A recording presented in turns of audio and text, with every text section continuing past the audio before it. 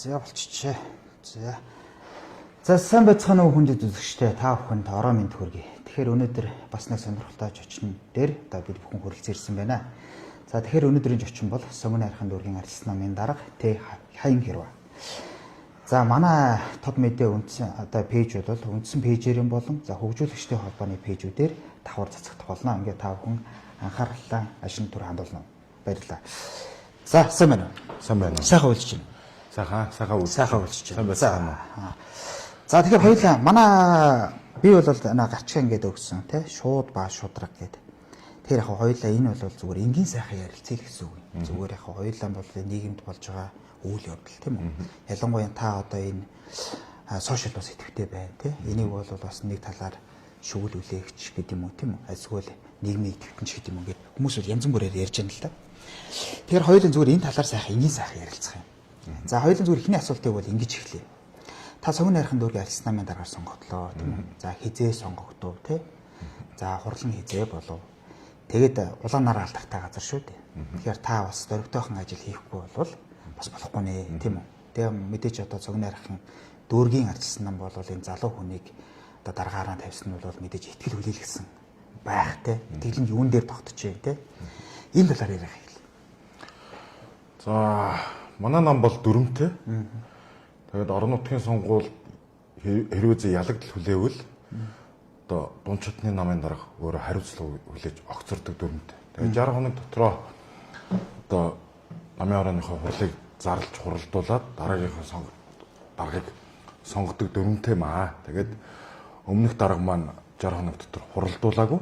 Тэгээд дүрмийн дагуу тэргүүлэгч нар хуралдаж намын ороодын гишүүдийн 3-1 гар үсэг цуглуулснаар дээд чатны намын дарга буюу нийслэлийн намын дарга одоо намын орооны хурлыг зарласан. Ингээд 1 сарын 16-нд намын орооны хурал болж хуучин дарга Буян Болрыг огцруулж одоо намайг сонгосон. Тэгээ дүрмийн дагуу бүх зүйл явсан байгаа. Тэгээ. Манай Сонгон хайрхан дүүрэг яг хамгийн их хүн амтай. Гэхдээ хамгийн их ядууралтай ийм дүүргээ. Тэгээ үеийн одоо нийслэл хотын дарга том сайд нар Сонгон хайрхан дүүргээс төрж исэн боловч хөгжил дэвшил ядуурлынхаа юун дээр бол хамгийн хатагтны яваад байдаг. Тэгээ ийм болохоор манай намын гишүүч тэр одоо иргэдч тэр одоо үндсэндээ намын гишүүдээ одоо сонголт болвол одоо энийг өөрчлөе гэдэг үүднээс одоо намайг сонгосон болов гэж би харж байгаа. Тэгээд одоо дөнгөж ажилдаа ороод ингээд байр савных асуудлыг шийдэхээс агуулад ингээд явж байна да. Тий. Тэр яг ингээд би бас яг нэгэнд нам асууж байгааг. Одоо ингээд яг удирдах зөвлөл за их хурал гэл одоо ингээд намууд чинь шууд чатныхаа юу хийдэг шүү дээ тий. Тэгэхээр танаа Сонгон хайрхан дүүргийн арчс намын нам яг өөр ингэсэн байр тийм. Одоогор бол байхгүй тийм маргаантай байдаг. Намын нэр дээр газар байсан боловч өмнөх дарга нар одоо бас зарсан үрсэн ч юм уу нэг тийм маргаантай асуудал одоо хүрнэ явдаг тийм. Энэ асуудлыг ч гэсэн би одоо намын дарга одоо болчоод одоо уг асуудлыг шүүхээр одоо маргааныг эцэлэн шийдвэрлүүлнэ гэсэн бодолтой байгаа. Энийгээ ч гэсэн намын даргад нэр дэвшигтэй би аль биесээр мөрөөдөлтөд бас оруулсан юм. За окей ойлголоо. За хоёулаа одоо бас яриагаа ингэж эхлэе. За яг одоо ингээ та би бол таныг одоо энэ 2 жил 3 жилийн өмнөөс одоо яг ингээ сошиал ингээ төгсөл бодлоо чөлөөтэй илэрхийлж байна тий. Тэг яг би ус төрөө хэллээ нэг нийгэм итгэх гээд. За инхээр одоо тэгэл нөгөө одоо энэ одоо намайг бүтгэлээ альсгуул бүтгийг үүч гэдэг юм ингээл нэг шүүхтээр очдог ч юм тий. Альсгуул зур гомдол гаргадаг ч юм уу тий. Иймэрхүү юмуд ингээ зөндөл байна шүү дээ. Ер нь нэг жоох үг даахаан болж гэдэг ч юм уу бас нэг талтай тий. Тэр ер нь хэр тань дээр ийм асуудал тохиолдож байна. Зөндөө шүү дээ. За ковид үеэр сумын газрыг шүүмжиллээ гэдэг асуудлаас болоод нөгөө нэг QR код тараадаг шүү дээ. Тэрнийгээ тэнгүүтээ баахан хангаар дурдны өмнө очр үүсгдэг. Энд чинь ковидоос сэргийлж байгаа QR код юм бол яахлаар ингэж очр үүсгдэг юм бэ? Наа чи өөрөө ковид тарааж байгаа нэг хэлбэр болж байна гэд шүүмжилснийхэн төлөө нэр хүнд нь халдлаа гээл сумын газар гомдол гаргаж ирсэн. Одоо хотын дарга гэж байгаа хуучин хууль зүйн сайд байсан Нямбаатарыг 14 настай охиныг хүчрхийлж болдог хуулийн төслийг одоо санаачилж боловсрууллаа гэдэг шүүмжлэлийг Twitter дээр тавьснаар төр нийгмийн зүтгэлтний нэр хүнд талдлаа гэж торгуулаа салжилаа. За нодлоо хавар нөгөө хөшөөдийн сонсгол дээр очиж би үзэл бодлоо илэрхийлсэн. Тэгтэл төрийн үйл ажиллагаа хэвэн явуулах одоо юунд саад учруулсан үзэл бодлоо илэрхийлсэн маань олон нийтийн газар танхаарсан болж бас ингээл торгуулаад хариуцлага хүлээж илээ. Иймэрхүү зүйлсүүд байнга штэ. Нэг 100-аас 500 мянгаар торгуулжсэн тохиолдол маш олон байна. Гэхдээ нэг ч удаа хин нэг гүтгсэн гэдэг асуудал дээр бол хариуцлага хүлээж байгаагүй. Гүтгэлээ гэдээ маш олон одоо гомдол гаргаж ирсэн. Тэгээд баримт нотлоготой ийм зүйлээс их сурулж аваад би энэ асуудлыг хөндсөн гэдэг. Би ч өөрөө хуульч хүн. Тэгээд хүнийг үнцгүйгээр бүтгэнэ гэдэг ойлголт бол байхгүй тий. Эсрэгээр нь та бас хууль шүүхийн байгууллагад энэ намайг инглиш өгчөөс тохиол байна. Тийм юмд нэг хач холбогддог. Тий. Арчлал бол хүний үг хэлэх, үзэл бодлоо илэрхийлэх одоо эрх чөлөөг гол хангацдаг юу шүү дээ тий. Тэгэхээр би намайг янз бүрээр хүмүүс хэлчихэд би эргүүлээд өөрийнхөө үзэл бодлоо өөрийнхөө олон нийтийн шүлжээгээр илэрхийлээд хэн нэг бол цагдаа шүүхийн байгууллага шалгуулж байгаагүй. Одоо миний нэр хүнд халдлаа гэдэг юм уу гүтгэлээ гэж тий. За окей. За одоо хоёулаа ингээд өнөөгийн энэ улс төрийн амьдралын талаар ялангуяа энэ улс орны одоо нөхцөл байдлын талаар та бол одоо ингээд намын зүтгэлтэй хүн бас танаас асуухгүй байж бас болохгүй. Зүгээр яг ингэж штэ. За сая 7 самбуу нарын гişүүд одоо засгийн газрыг хоцруулах гэдэг гар үсэг зурлаа л да тий. Тэгэд энэ бол нэг талдаа одоо ингээд зөв гэсэн бас нэг юм юм. Нөгөө талдаа энэ бол буруу тий. Энэ бол цаана бас өөр явуулга байгаа ч гэдэг юм уу тий. Тэгэхээр та энэ улс төрд одоо идэвхтэй явж байгаа нь энэ тал дээр ямар бодолтой? Миний хувийн үзэл бодол бол энэ засгийн газрыг маш муу хангалтгүй ажилтдаг гэж би боддог. Тэгж үздэг. Гэхдээ миний ярьж хэлээд байгаа зүйл бол одоо зуд болоход боогоо цодны гэчээр хин нэгэн бүлэгл хин нэгэн одоо ардаа захиалгатай нөхдөл энэ шудраг хэсэг сахиулдаг юм аа. Хулгайчийг бариараа гэдэг ойлголт бол байхгүй шүү дээ. Тийм учраас би энэ нөхдүүдийг одоо буруу байна. Ард нь ийм бүлэгдэл байгаа, ийм хүмүүс байгаа учраас наадуул чинь захиалгатай жагсаал байна гэдгийг би шүүмжилж дуурж байгаа. Түүнээс биш би одоо Нямбатар ч оюун эрдэнэ ч одоо шудраг тавын жагсаал гээл засгийн газраас гэр бариулж байгаа талбай дөрвөн жагсаал хийж ялаа шүү дээ. Тэгэхэд би дуурж ялаа Twitter дээр, Facebook дээр. Энэ бол худлаа. Наадуул ч одоо эрх мэдлийн төлөө жагсаал хийж байна. Ард түмний төлөө бол биш ээ. Энэ жагсаалыг дэмжихгүй гэхэд ард түмэн тухайн үед тэр хүмүүст маш их итгэжсэн учраас надлуу дайрчсан. Чи бол манангийн гар хөл. Чи бол зориуд идрийг харлуулж байна гэсэн. Цаг хугацааны уртад миний зөв гэдгийг нь харуулсан. Одоо энэ засгийн газар огцор гэдэг байгаа нөхдүүд бол яг ардаа нөгөө нэг баялаг бүтээгч биш, баялагын хулгайчдын бүлэглэлийн одоо гар хөл болсон нөхдүүд энэ жагсаалыг санхүүжүүлж энэ жагсаалыг хийж байгаа байхгүй. Тэгээ дараагийн бүр ерөнхий сайд нь тодорцсон. Тэгээ нөгөө сахил хүртээ шалд ордно гэчээр тийм сонголт байгаа учраас би дэмжихгүй байна. Түүнээс биш би тэр данх гэдэг хүний чинь дэмждэг хүн биш ээ. Тэ. За би бас яг бүлэглэлийн талаар бас танаас асууя гэсэн та бас өөрөө бүлэглэгээ ярьлаа л да. Зүгээр нэрийн улс орн бүлэглэл байт юм уу? Одоо жишээ нь МСС-ийн бүлэглэлч гэдэг юм уу те? Альсгүй бол тэрний бүлэглэл, альсгүй Шангрилагаас үдирдэг, альсгүй бол те Грек тавраас үдирдэг ч гэдэг юм уу те? Ингээд иймэрхүү ингээ яриануд ингээд зөндөө явдаг шүү дээ. Энэ бол нийгэмд байдаг л зүг те. Тэгэхээр үнэхээр энэ даалт гар удирдаад энэ улс төрийн намууд чи өөрснөө удирдахгүй, эрх үүргээ хэрэгжүүлэхгүй, нөгөө улсын хурлын гишүүд чи эрх үүргээ хэрэгжүүлэхгүй бүлэглэл удирдаад байт юм. Энэ дээр тань ямар бодолтой?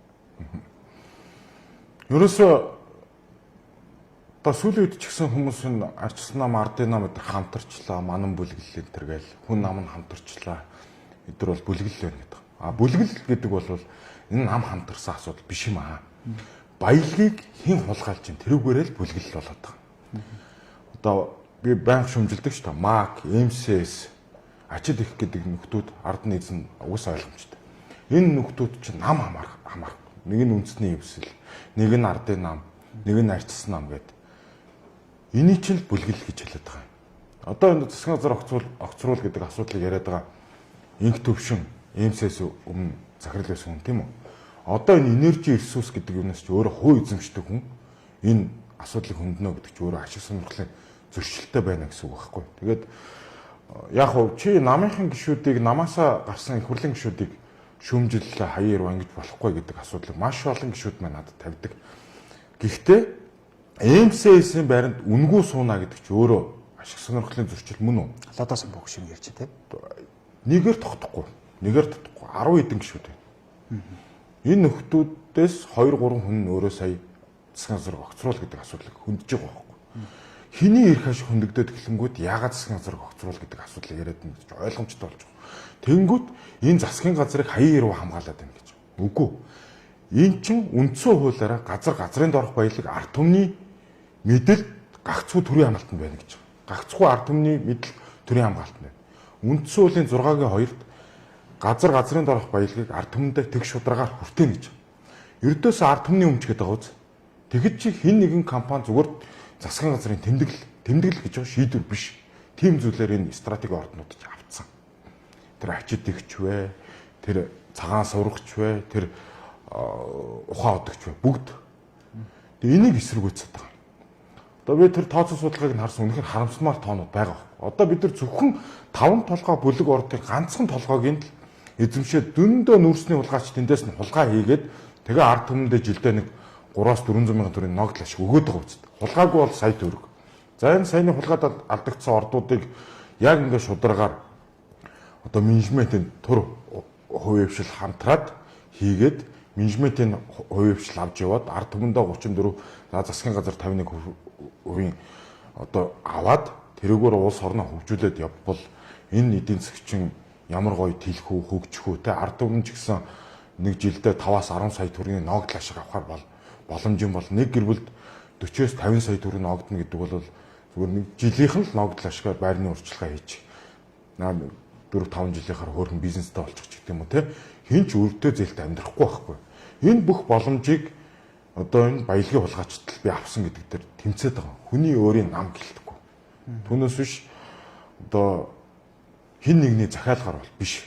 Би өөрөө 10 хэдэн жил энийг би байнга хэлдэг. 14-5 жил бизнес хийж байгаа. Барилга барьж, барилгын материал борлуулж, айл болох шударгаар ингээд явж байгаа.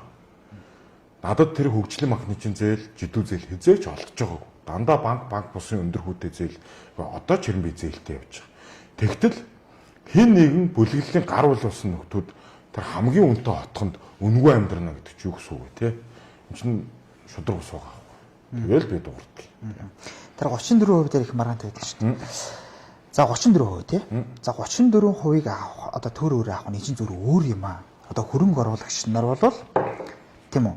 Хөрөнгөө оруулж байгаа. Энд чинь ингээд бидэрт ингээд өөрөө болж үлдэн. Энэ үрийг дарсны дараа л тэр нөгөө хуваарлт чи орно шүү гэдэг. Нэг талдаа. А нөгөө талдаа болохоор ардан бол баялаг эзэмших ёстой гэдэг таны төрний коммент тий. Тэгэхээр нэр яг үнэхээр ингээд төр ингэж авах нь зөв.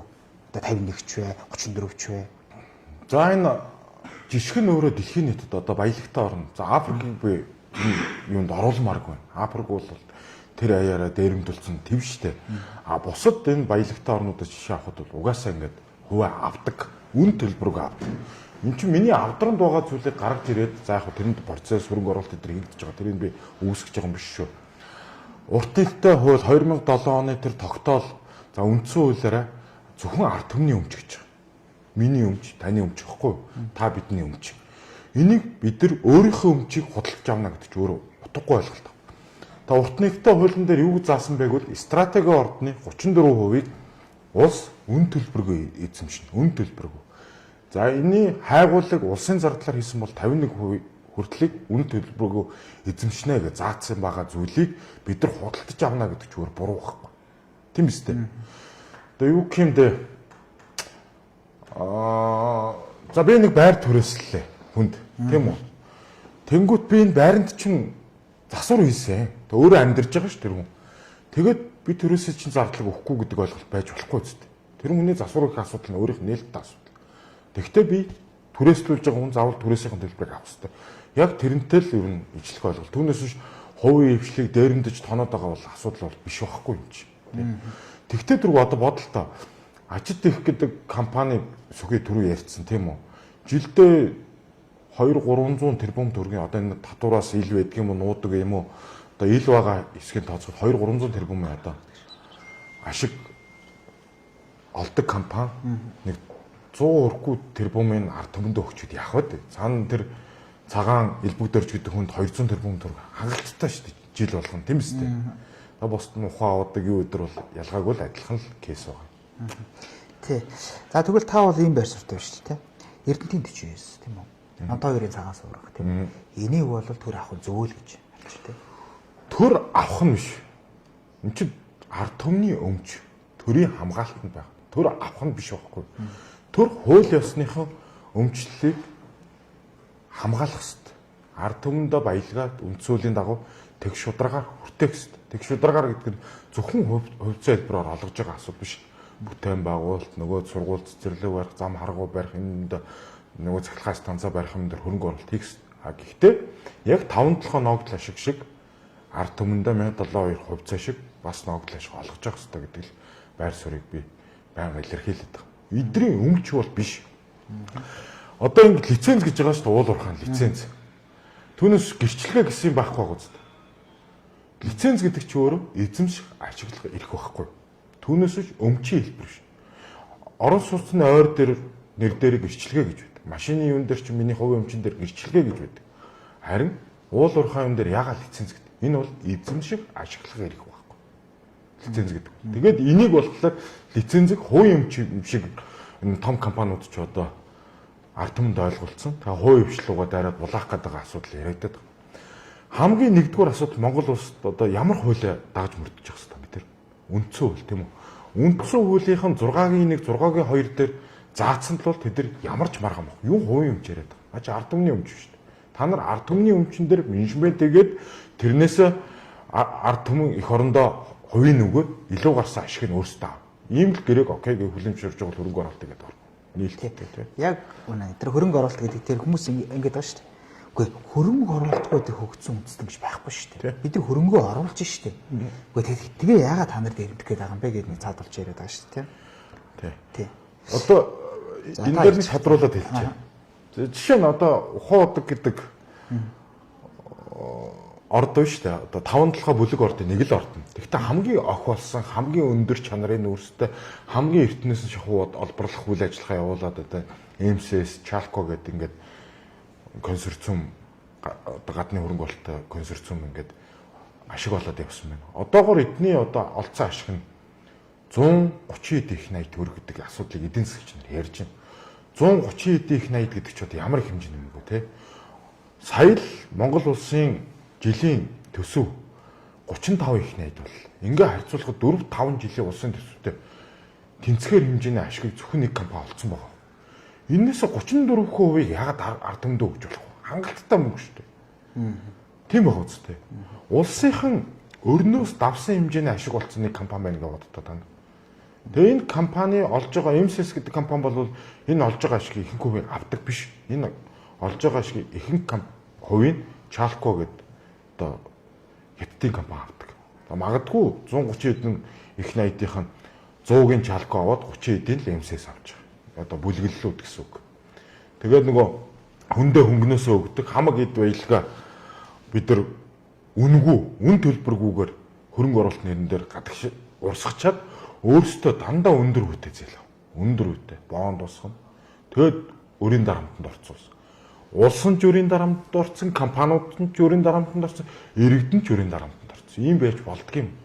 Бид нар бусад улс орныг бодвол одоо эд баялагаараа дэлхийд 6 дор. Нэг хүнд ногдохоор нэгд орох улс шүү дээ. Эд баялаггүй улстай бол бид өөрсдөө харьцуулж болохгүй. Тэгээ шудрагл баял гэдэг асуудлыг яриад байгаа тийм. За ойлголоо. Одоо ингээд хоёулаа яг нэвтрүүлгийн сонирхолтой байх удаас би нэг арай нэг өөр чиглэлийн асуу. Би танаа намын залуутай ингээд уулзч байгаа юм л та. Яг л таны үеийн бас залуу. Бас л дуурдаг тий. Та бас ингээд дуураад ингээд.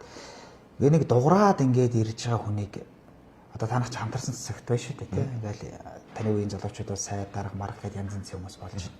Тэгээ дуураад ирж байгаа хүмүүсийг бол чи ер нь ямар байгаа? Нэг албан тушаал очих юм уу тий? Таныг төрийн нэг тийм дарга болох юм уу? Чи ер нь ямар байгаа? Ингээд асуудаг гинэлтэй. Тэр ер нь таньдаас тэгж асууж байна. Ер нь тиймэрхүү ажиглагдсан танд. За хамтарсан засгийн асуудлыг эхлээд ярьсан зүг баг тийм үү? Ер нь бол маш олон хүмүүсийн хамтарсан засгийг бол эсэргүүцэж байгаа. Ми хувийн намын даргын биш. Яг хувийнх үзэл бодлоор хариулъя тэхүү. Тий. Аль нэг нам төлөөлөхгүй гэсэн үг шүү дээ. Одоо сонгойрхон дүүргийн намаа төлөөлөхгүй, намын гишүүн биш. Цэвэр одоо улс төрч хаяа яруу би хэлмээр санагдаж байна. Мэдээж том төслүүд явахын тулд намууд хамтрах хэрэгтэй. Улс орон хөгжих хэрэгтэй. Энэ бүлэглэлүүдээс хуваа авахын тулд хамтрах хэрэгтэй байна. Энэ дээр бол би дэмжиж байгаа. За арчилсан намыг бол сөрөг хүчин байх ёстой гэж ард түмэн сонгосон гэдэг. Үгүй ээ. Сонгуулийн систем чи яг шудраг биш байгаа. За мөнгөний эффект өндөртэй байна. Тийм үү? Том дарах хийж байгаа нөхдүүд чинь бас нэг юм төрийн аппаратыг ашиглаж сонгуул давуу хэрэгтэй оролцож байна. Ялангуяа одоо хууль зүйн сайд хийжсэн хүн ч юм уу те бүх зэрэг цагдаа хөдөлгдөг арчилсан намын сөрөг хүчнээ бол баг гар хөлөнд хүлж байгаад нэр дэвшүүлдэг ч юм уу нэг иймэрхүү сонгуул хийгээд байгаа маа. Тэгэхээр тэгсэн ч сая 24 оны их хурлын сонгуулиар ардын нам 530 мянган санал авсан. Арчилсан нам 460 мянган. Энэ хоёрын хоорондын одоо коэффициент бол нэг өндөр биш байхгүй юу? Өндөр биш. Нэг 60 70 мянган ялгааг нь хийж шүү дээ. Гурав дахь намуудыг сонгосон сонголт бол бас 500 мянга. Тэгэхээр ер нь бол яг жижиг намуудыг одоо сонгуул өргөнөөр оролцуулж ардын нам зориуд арчилсан намын саналыг хуваадаг. Ингээгүй тохиолдолд арчилсан нам ялах байсан. Арчилсан намд бол итгэх итгэлээ бол ард түмэн бол алдсан биш. Зүгээр яг гурав дахь намууд бол маш их санал нь хуваагддаг учраас жоохон сонгуулийн дүн одоо өөрөөр гардаг. Тэгээ арчилсан намын одоо сайн муу нэртэй байдаг хэдий ч 12-аас 16 он засаглахдаа маш их зүйлийг хийж бүтээсэн. Арчилсан намынхан бол бас энд одоо дарга цэрэг хийхдээ бол бас нэг бүтээн байгуулалт хийсэн ажилдаа ингэж явсан хүмүүс нь зөндөө байдаг юм аа. Сэтгэл зүрэхтэй. Энүүгээр ялгардаг. Тэгэхээр би бол хамтарсан засгийг бол буруутгахгүй. Гэтэ шудраг байх хэрэгтэй.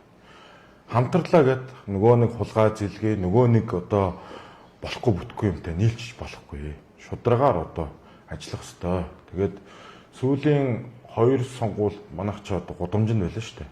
Тэ сайхан залуучууд одоо энэс болж одоо улс төр дээр ч гэсэн амжилт үзүүлж чадсангүй, олон нийтэд танигдчих чадсангүй, мундаг залуучууд үе тасарлаа шүү дээ. Үе тасал 80-аад оны залуучууд ингээд ардын нам эхнээсээ сайд болцсон байхад бид нар танигдаагүй байж байгаа байхгүй.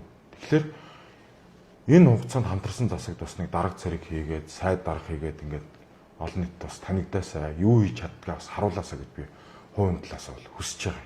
Тэгээ ийм бодолтой. Яг зүгээр хамтарсан засгийн газар таныг ярина. За та бол улс төрийн албан тушаалтан шүү дээ. Байна шүү дээ тийм. Гэхдээ яг нөгөө төрийн байгууллагт ажил албан тушаал хашаач хийвэл та очих уу?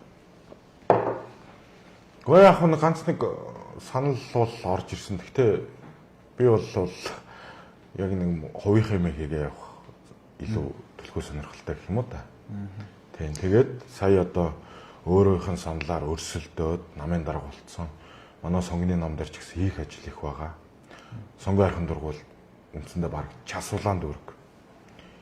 Энэ дүргийн намын дарга болно гэдэг ч юм бол нэг одоо юу гэдгийг дарга гэхээсээ илүү маш их үүрэг хариуцлага, маш их хийх ажил байгаа.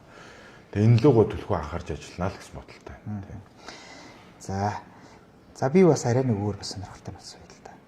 Жишээ нь ингэж танаа нам жинко энэ Ганбаатарыг 2027 оны улсын хурлын сонгуульд биш ерөнхийлөгчийн сонгуульд нэр дэвшүүлэх гээд ч юм уу бэлдээд ч байгаа ч юм уу иймэрхүү юм харагдаад байгаа байхгүй. Тэгэхээр та улс төрч хүний хувьд биш зүгээр энэ арчилсан намын гишүүний хувьд та ямар бодолтой? Дэмж шүү дээ. Дэмжих үү? Дэмж. Ганбаатарыг бол дэмжиж ороод ирэх. За окей. Дараагийн нэг асуудал. Энэ хууль зүйн сайд алтан гэрлийн нөгөө нэг үнэлэхүүгээр хөргөцөг нь хууль ядангээ яваад байгаа шүү дээ. Энэ зарим нэг нь болохоор энийг маш буруу шүү тий. Энэ бол өөрөөсөө хуу хамаад тий. Нэгээс нь хуулиар зэвсэг хийгээд энэ одоо тийм үү ард түмний ч юм уу бизнесийн ч юм уу тий баялаг бүтээгч тийм дээрэмдэх гээд байна ч гэдэг юм тий. Нөгөө талд үгүй нэрийн үнэлэхүүгээр хөргөцнөд улс төрч нар ч маш олон байна. Энэ хуулиар нэгсээд ав гэдэг. Тэгсэн чинь 3 дахь өнцөг бас гарч иж байна л да. Тэгээ эрүүгийн хуулийн дээр ч үнэлэхүүгээр хөргөцсөн гэдэг нэг юу байгааг та одоо хуульч хүн мэдэж байгаа. Заалт байгааг нь л. Үгүй энийгээ хэрэгжүүлчихээ тий. Тэрнээс биш одоо ингээл ахаад нэг хууль гаргаж ирээл ахаал ингээл нэг оруулаад гээд. Тэгэхээр энэ хууль дээр таны хувьд ямар бодолтой? За өмнөх хууль бол үндэслэхүүгээр хөргөмжинд гэдгээ хуулийн дээр заач. Гэтэ яаж шалгах нь тодорхойгүй, санкцсан ч тодорхойгүй байсан. За хурааж явна гэж байгаа. Нөгөөдх нь шилжиж мэлжээд ингээ 2 3 дамжичвал эзэн бийгүй болчдөг ч юм уу те. Тэнгүүт энийг шүүмжилж байгаа нөхдүүд болохоор ардчлал гэдэг чинь өмчийг хамгаалдаг эрх юм аа.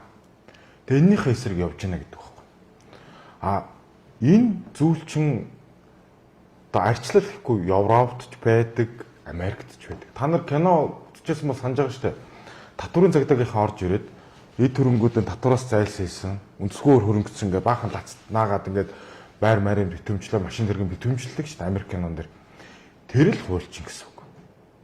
Шудраг бусаар олсон зүйлийг хууль ёсны өмчтөөр хизээж нэг ойлголт байж болохгүй. Хулгай эд хөрөнгө гэсэн үг. Дандаа ард нь ялангуяа таны утсыг хулгайлвал гим хорн танд одоо нөлөөлж байгаа гэмээр нэг хүнд. Тэр авилгалаар олсон мөнгө чинь нийгмийг хорлож байгаа гим хортой байхгүй.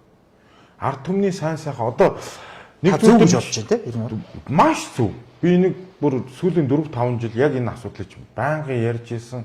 За алтан гэрлээ их хурлын гишүүн болох юм бол ярьдаг хуулиач.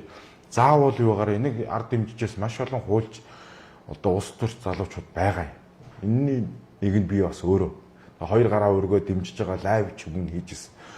Энэ хуулийг оруулж ирэхгүй бол өмнөх нөгөө нэг нөхдүүд чинь өршөөлөөр нэг хэрэг хэрэгсэхгүй болчихдог. Харин тийм танаа намынхны л гэдэг ашна сайхан бэлэг баяр цогтөл хийсэн юм гээд 90 оноос хойшоо өршөөлд яг энэ одоо авилгал албан тушаалын гэмтэрэгт холбогдсон хүмүүс өршөөлд хамруулад 30 эдийнх 80 төгрөг байгаа шүү дээ. Зүгээр тэр чинь зөвхөн мэдэгдэж байгаа хэсэг. Мэдэгдээгүй хичнээн хэрэг байж болох уу? Тэгээд дээр шалгаж байгаад алгуулж байгаа, прокурор дээр шалгаж байгаад алгуулж байгаа хэрэгүүд чинь зөндөө байгаа шүү дээ. Шүүхээр таслагдаад өршөөгдсөн 30 эдийнх 80 шүү дээ. Монгол улсын нэг жилийн улсын төс байгаа үстэй тий. Энийг заавал хуульчлах хэрэгтэй. Энэ бол яг хуулийн хугацаа ч юм уу бусад зүйлүүд дээр ингээд маргаантай зүйлс бол байгаа. Гэхдээ энэ хууль заавал батлагдах хэрэгтэй. Анх удаа хууль зүйн сайдынхаа хувьд оруулж ирж байгаа алтан гэрлийн хувьд бол би бол хоёр гараа өргөж дэмжиж алгадчихж байгаа. Орж ирэх хэрэгтэй. Энэ зөвхөн коммунист улсууд байдаг юм шиг. Бараг коммунист улсууд нь байхгүй. Энэ барууны орнууд Америкт байдаг хууль байхгүй юу? Ер нь Япон, Солонгос өдөрт байгаа шүү. Ашиг сонирхлын тухай хуулинд нь заагаад өгсөн байгаа. Өнцлөгөөгөр хөрөнгөцсөн тухай нөгөө татвараас зайлсхийсэн орлого одоо татварт ногдох юугаа орлогоо нотолж чадахгүй хөрөнгөний хураадаг ч юм уу одоо ингээд огцруулдаг гэдэр бүх санкцууд нь Япон, Солонгос өдөрт байдаг зүйл байхгүй тий. Тий, одоо бас нэг хүмүүс ингэж хүмжлээд байна л та. Энэ танаа намын бүлэг биш үү? Үнэсээ хуралд байгаа арчсан намын бүлэг гэдэг. Энэ ерөөсөн тэр ардын намын давгал бүлэг болчлоо гэдэг. За хүн намын 8 гишүүдэр шүү дээ. Тэдэрч муу ялгаагүй шүүмжилж байна. Ингээд нэг юм сөрөг хүчний нэг юм гал халуун те шүүмжилдэг ингээд мэтгэлцдэг те асуудалд орж ирвэл те ингэж ярьдаг ийм байхгүй ингээд юм дагуул бүлэгч юм шиг ингээд байгаад байна гэд. Тэгэхээр та зүгээр энэ арчсан намынхаа үйл ажиллагаас илүү энэ арчсан намын бүлгийн үйл ажиллагаанд та сэтгэл юм ямар вэ? Гэхдээ манай гишүүд дугураал байгаа шүү дээ. Дугурж байгаа. За яг сайд болсон хүмүүс нь харьцангуй дугуурх нь байгаа. Бусад гишүүд бол дугураал байгаа шүү дээ. Тэгээ янз бүрийн асуудлууд төсөвдөрч манай намын гишүүд манлал дугуурлаа. Голдуу залуу гишүүд манд бол би сайн байгаа гэж үзэж байгаа. За баярлалаа. Ингээд та бүхэн ярьцлага одоо ингээд та бүхэн ингээд яриад байвал ингээд маш хурдан цаг явчихж байгаа. Тэгэхээр ингээд та бүхэн ярьцлага өндөрлөх шиг хаан чинь би зөв сүүлийн 1-2 асуултаа танаас суугаад ингээд хоёулаа ярьцлага өндөрлөе. За яг одоо ингээд хаян хярваа гэж хүн бол мэдээж одоо арчсан намын гишүүн гэдэг ингээд утгаараа ингээд энэ арчлалыг бэхжүүлэх энэ үзэл санаандаа ингээд үнэнч байхын тулд ингээд явж шүү дээ тийм. Гэтэл одоо энэ намууд гэдэг чинь үзэлгүй болцсон юм аа гэдэг шүү дээ. Одоо арчсан нам бол жоохон барууны ч юм тийм. Ардын нам зүүнний ч юм тийм. Ингээд үзэл бодлороо хоорондоо мэтгэлцдэг байтал энэ аль нь ерөөсөө энийг ерөөсөө мартаад гээгээд дуусчлаа. Энэ дээр ирнэ ялангуяа сэхэдлийг энэ залуучууд нь олж хардсан байх та. Ардын намч арчсан намч ялгаагүй. Тэгэхээр энэ үзэл санаа гэж юм туйлын чухал. Энэ дээр та ирнэ ямар байр суурьтай. Нэр нь танайхан бас сөүлүүд энийг гээгээд байгаа гэдэгтээ салны л. Нэмэх хасах. За сая орон нутгийн сонгуулиар би нийслэл нэр дэвсэн тийм үү. За маш олон иргэд би таныг дэмжиж байна. Би яг л хүний эрхчлөө хангах, бизнесээ дэмжих мөрийн хөтөлбөрүүдийг дэвшүүлэл намынхан мөрийн хөтөлбөрийг урдаа бариад ингэ явсан. Гэтэл сонголт бол өөрөөр гарч байгаа шүү дээ. Тэгээ энэ дээр би нэг хэд хэдэн кейс надад таарсан. Залуучууд Хаа би таныг дэмжиж байгаа. Би ардаа 10 20 залууч байна. Та хэдэн төгрөг гэдэг асуудал ярьж байгаа. Би нэг ч төгрөггүй. Би одоо мөнгө тэгж тараачаад эргээд гарч ирээд би шударгасыг төлөө явах уу эсвэл гаргасан мөнгө олохын төлөө явах уу тийм ээ. Яг энэтэй ижилхэн одоо намын гишүүдэж тэр намч тэр өөрөөсөө үзэл сурталыг бол маш сайн ард түмэндээ ойлгуулж шудраг сонгуул явна л гэж боддог. А сүүлийн үед бол харьцангуй одоо тэр ойлголт нь багасаад байгаа юм болов. Яг энэ намын үзэл баримтлалаас жоохон аль намууд нь бас ухраад байгаа юм болов. Тэгээ нэмэх хасах гэдэг нь улс орны хөгжил дэвшлийн төлөө бол яг баруун зүүнний нам гэхгүйгээр бас нэгдэх үе байна. Яг сонгуулаар нь яг энэ үзлийн одоо юу гэдэг халамжийг дэмждэг намын сонгох юм эсвэл бизнесийг дэмждэг ард түмний орлоготой болох намын дэмжих юм уу гэдгийг иргэд өөрсдөө маш сайн мэддэг болмоор. Ямар ирээдүй хэрэгтэй. Тэгэхгүй иргэд өөрсдөө сонгогч олон маань мэдэхгүй болохоор ингээд намууд нь аяанда нөгөө өөрсдийн үндсэн үзэл сурталаасаа одоо үзэл санаанаасаа ухардаг ч юм уу иймэрхүү байдалд ордог юм болов гэж би хувийн талаасаа бодож байна. Тий. Яг улс орныхаа төлөө ингэж нэгдэхин зүг гээд нөгөө талдаа ингэж байгаа шүү дээ. Улаан цэнхэр хоёр нийлдэггүй юм. Ус гал хоёр зогцдоггүй юм гээ тий. Ингээ бүр нэг хэсэг үзэлтэй хүмүүс байна л да. Ерөөсө та бол хамтарсан цэгийг дэмжиж би ойлгож байна. А гэхдээ энэ чинь бол өстө маш буруу юм байгаамаа гэдгийг бол бас танаа намын нөхөд бас яриад байгаа шүү дээ. 8 жил өнөмлөхөө засагласан Монгол ардын нам юу хийсэн? Юу хийсэн? Юу ч хийгээгүй намайг 3 удаа сонголоо шүү дээ. Юу ч хийгээгүй. Тэгэд миний үеийн залуучууд, миний дүүнрийн үеийн арчс намын залуучууд яах юм? Тэгээ дээрээ байгаа дарга нарыг буруутгаал байдаг. Яг үүндээ бас сонгогч олонний ард түмний бас буруу байхгүй. Ард түмэн маань жоохон өшөө илүү хэрсүү байгаад залуучуудаа жоохон түлхүү дэмжиж өгөө. Тэр нам гэхгүйгээр ингээд шударгаар сонголтоо мөнгөөр шударгаар сонголтоо хийдэг бол бас ямар ч байх юм бэлээ те. Тэгэхээр одоо би бол түрүү хэлсэн те. Бүх юмн дээр бас ингэ заагаад иж болохгүй байна. Тэгээ энийг бас өөрчлөхийн төлөө би бол зүтгэнэ гэж бодож байна. Ард түмэн сонгогч олонныхон бас сонгогчийн боловсролыг дээшлүүлэх тал дээр ялангуяа Сүмбай хайрхан дүрэг дээр би төлхөө ажиллах хэрэгтэй. Намын гишүүдэд чадахжуулах хэрэгтэй байна. Өөрийн дарганараа чадахжуулах хэрэгтэй байна.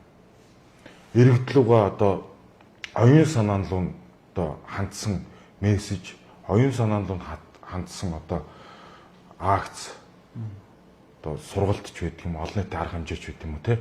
Тиймэрхүү зүйлсүүдийг одоо төлхөө явуулъя гэсэн бодолтой байгаа. Тэгэхгүйгээр Монгол ардын нам бол нэг 5-10 залуучуудыг нийлүүлээд амралтанд авч яваал жоохон одоо муухай гаргалыг одоо аригт авсаар 6 цэнгэлээр жоохон ингэж өөртөө татчих байгаа л тэгээд нэг хороонд нөлөөтэй 10-20 залуучуудыг цуглуулаад за одоо 200 хүн болоод тэр тэддэн хүний төгрөг өгье. Ингээд сонгуулийн дүнг өөрчилж байгаа. Хар машин л гэдэг. За магадгүй 20 оны сонгуулиар бол би хар машин бодлонтой байсан гэж боддог. Гэхдээ саяны 24 оны сонгуулиар нөгөө хурууны тэмдэглэгээ нөгөө хоёр талаас намаас ажил хэсэг дээр гарч байгаад улсын бүртгэл дээр хяналттайгаар орсон л та.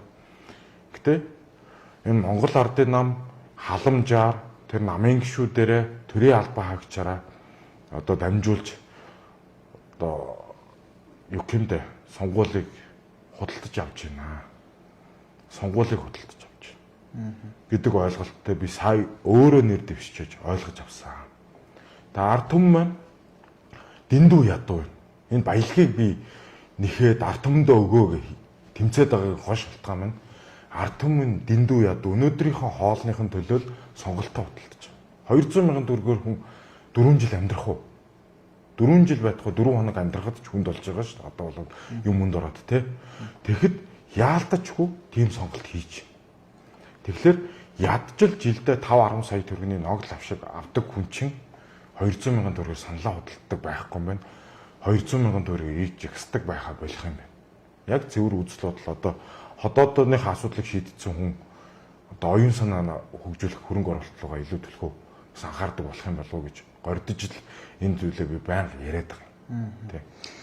За окей, ингээд сүүлийн асуултаа би бас танаас асуух гэдэг. Энэ Хот тосгоны эрх зүйн байдлын тухай хууль гэдэг нь хууль энэ 2026 оны 1 сарын 1-ээс баха. Зөвхөн миний таамаглалаараа тэгж байна. Энэ хууль хэрэгжнээ. Тэ. Тэгээд энэ хууль хэрэгжихэд бол одоо Улаанбаатар хот чи 14, тэ 13 хоттой болж байна мэдрээгээд. За та бол сонгоны харихын дүүргийн харилцсан намын дарахгүй тийм үү. Тэгэхээр бас энэ хууль өөрчлөгдөд ирэнгүүт арай нэг өөр цорхоо одоо харуугаар цорхооч гэдэг юм те. Тиймэрхүү юм гээд гараад арай жоо бужигнанд ордог л та. Би зүгээр ингээд нэг нөгөө хэлэхэд бол одоо хаан уул дүүрэг гэхэд 3 юу болж байна, хот болж байна ч гэдэг юм те. Нөгөө засаглаад байсан нэг хүний дангаар нь хоёрхоод байсан юм чинь одоо сарнин ч гэдэг юм те. Тэгэхээр та бүхэн энэ хуулийн ач холбогдлыг ер нь юу гэж ойлгож байна те. Намын даргын хувьд энэ хууль таны зүйлээд ямар алхам хийхгүй одоо энэ танаа сонгоны харихын дүүрэгч хэдэн хот болж байгаа вэ? Тийм бидэхгүй одоо Баян шүү хот гэж хэлсэн шүү дээ. Нийтдээ 42 хот үлээ лээ. Тэр чинь нөгөө юу 42 хороол л. Тэ хороолсон. 42 дүүрэг. 42 дүүрэг 14 хот баха тий. 13 байна 14. За яг нарийн бол хуулийн төслийн бол би судлаагүй. Гэхдээ би нэг тухайн үедээ би жирэгжсэн юм аа. Сөөвөл гэхэд чинь 6 дүүрэгтэй байна. Тэгээ сөөвөл ч хэдэн хүн хамтай байлаа. Токио гэхэд чинь 11 дүүрэгтэй байна. Хэдэн хүн хамтай байлаа. Тэгэхэд сая 500 мянган хүн хамтай Улаанбаатар хот ингэж өөрийгөө 14 салгаа тэгээд дахиад 42 салгах нь зөв буруу юу гэдэг дээр бас би бол сөрөг байр суурийг илэрхийлсэн. Гэхдээ нэгэнд хуулинд батлагдаад 26 оноос хэрэгжих юм шиг одоо тэгээд хуулиал дагамдаа гэж тийм. Тий, хуулиал дагна. Тэгэхдээ энэ дээр харин нэг нюанс гарч ирээд байгаа байхгүй. Та одоо шинэ танаа сонгоны харихын дүүрийг харьцсан юм байл шүү дээ. Одоо шинэ 3 хуваагдахаар бол 3 намын ороод болох юм байна л да. Тэг баг. Одоо шинэ Баян хошуу хотын намын орооч гэдэг юм да тий. Ингээд л тий. За баярлалаа. Тэгээд ингээд бидний урилгыг хүлээж авч нээлттэй сайхан ярилцсан танд баярлалаа. Ингээд таны цаашдынхаа ажилд амжилт хүсье. Гол нь тэгээд нөгөө миний түрүүний ярьсан нөгөө тэмцэх шихээсээ илүү нөгөө шүүлүүлэгч яваарай гэж бас танаас хүсье. За баярлалаа. Баярлалаа. За баярлалаа их мөндөд үзэгчтэй. Ингээд тод мэдээний сайт үндсэн пэйжээр болон хөгжүүлэгчтэй холбооны пэйжүүдээр давхар манай шууд ярилцлага цацагдлаа. Ингээд сэтгүүлч бэлгүүтэй байлаа. Баярлалаа. Баярлалаа.